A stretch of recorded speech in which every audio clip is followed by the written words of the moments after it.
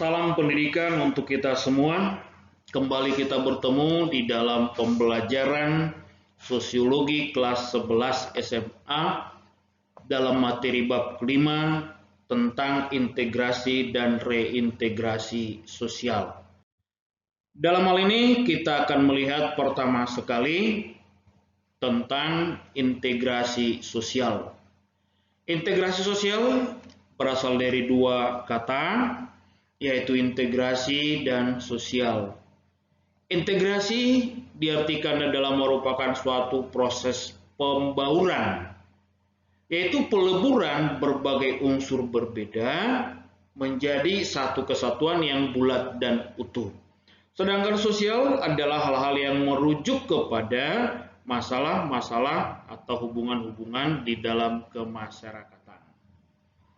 Sehingga integrasi sosial secara umum bisa diartikan merupakan suatu proses penyesuaian unsur-unsur yang berbeda di dalam masyarakat sehingga menjadi satu kesatuan.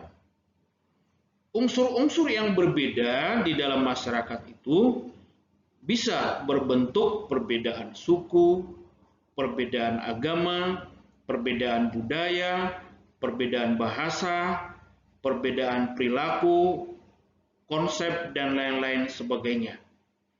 Perbedaan-perbedaan itu di dalam integrasi dilihat menjadi satu kesatuan. Selanjutnya kita akan melihat pengertian integrasi menurut para ahli.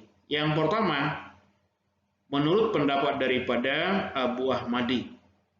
Abu Ahmadi mengatakan bahwa di dalam integrasi itu intinya adanya kerjasama dari seluruh anggota masyarakat yang berbeda-beda tersebut. Sehingga kerjasama itu akan menghasilkan satu kesepakatan, satu keutuhan, satu kesatuan. Yang kedua, menurut pendapat daripada Abdul Syami yang mengatakan bahwa di dalam integrasi terdapat konsensus sebagai pengembangan solidaritas dan perasaan manusiawi. Konsensus di dalam arti adanya kesepakatan bersama yang didasari kepada solidaritas perasaan sesama manusia. Konsensus yang didasari kepada keterikatan bersama. Kemudian menurut pendapat daripada Michael Bolton, bahwa integrasi itu adalah suatu pola hubungan yang mengakui adanya. Nah, di sini ada penekanan di dalam integrasi, ada pengakuan terhadap adanya perbedaan ras di dalam masyarakat, tetapi tidak memberikan fungsi-fungsi yang penting di dalam perbedaan-perbedaan tersebut. Berarti perbedaan itu adalah merupakan suatu simbol saja, bukan menjadi penghambat pembatas di dalam suatu kebersamaan. Yang selanjutnya menurut pendapat daripada Mayer-Ninkoff yang mengatakan bahwa integrasi di sosial terbentuk dengan 3 syarat. Yang pertama, integrasi dapat terjadi apabila di dalam masyarakat itu telah berhasil saling mengisi di dalam proses pemenuhan kebutuhan.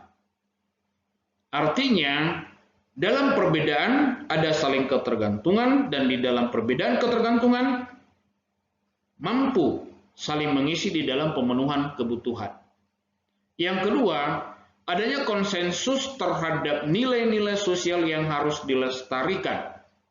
Maksudnya di sini bahwa adanya kesepakatan bersama terhadap nilai bersama, terhadap norma bersama yang menjadi pengikat, yang menjadi kaidah pengikat di dalam masyarakat itu yang dilestarikan secara berkelanjutan.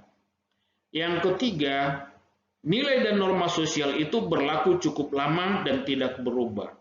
Di dalam masyarakat atau di dalam hubungan sosial, bahwa umur daripada nilai dan norma jelasnya lebih panjang dibanding dengan umur atau tingkat kehidupan daripada satu generasi manusia.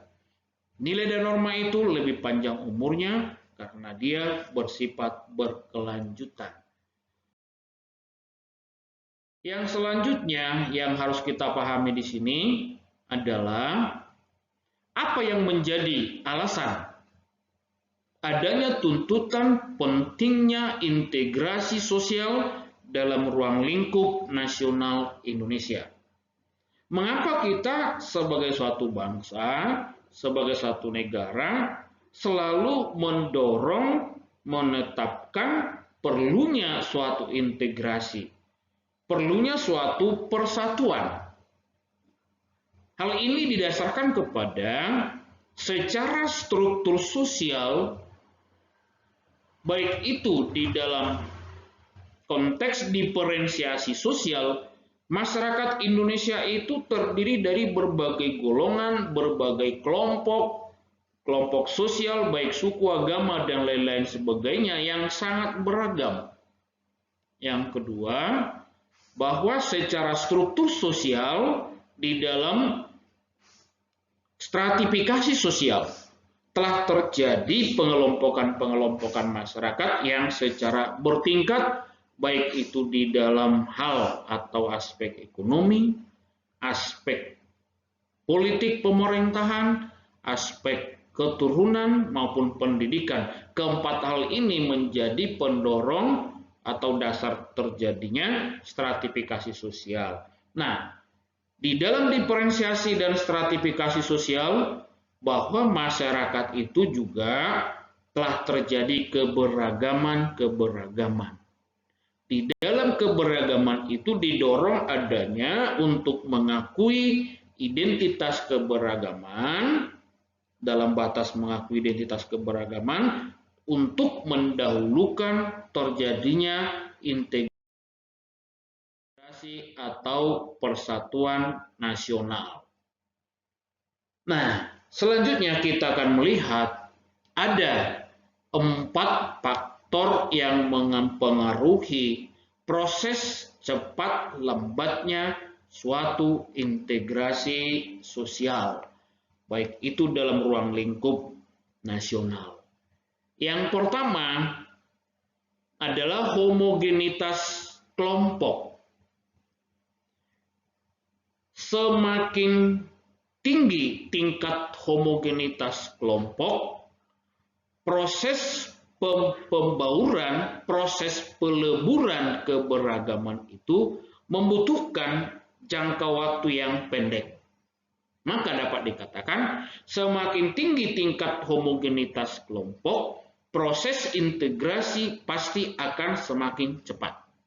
Karena tidak membutuhkan waktu yang lama di dalam menyesuaikan keberagaman. Tetapi apabila homogenitas kelompoknya semakin rendah, dengan kata lain heterogenitasnya tinggi, maka proses integrasinya membutuhkan waktu yang panjang, membutuhkan pemikiran yang cukup luas, membutuhkan waktu yang lama. Jadi homogenitas mempengaruhi proses integrasi. Semakin tinggi homogenitas kelompok, maka proses integrasi semakin cepat. Tetapi semakin rendah homogenitas kelompok, maka proses integrasinya semakin lambat. Yang kedua, besar kecilnya kelompok. Dalam arti, besar kecilnya kelompok itu secara kuantitas. Semakin kecil suatu kelompok, kontinuitas daripada interaksi sosial semakin tinggi. Hal ini mendorong percepatan terhadap suatu proses integrasi. Tetapi semakin besar suatu kelompok, efektivitas daripada interaksi, efektivitas komunikasi pasti akan semakin terbatas. Efektivitas komunikasi dan interaksi pasti membutuhkan waktu yang sangat panjang. Hal ini juga akan mempengaruhi proses integrasi. Dalam arti, semakin kecil suatu kelompok, maka proses integrasinya akan semakin cepat. Tapi semakin besar suatu kelompok, akan memperlambat proses integrasi sosialnya.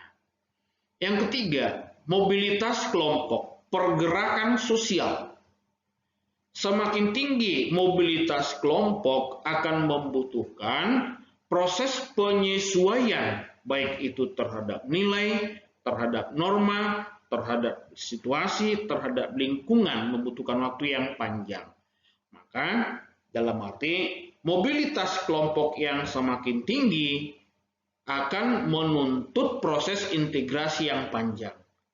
Tetapi mobilitas kelompok yang rendah, yang artinya pergerakan-pergerakan sosialnya rendah, maka proses integrasinya akan semakin cepat.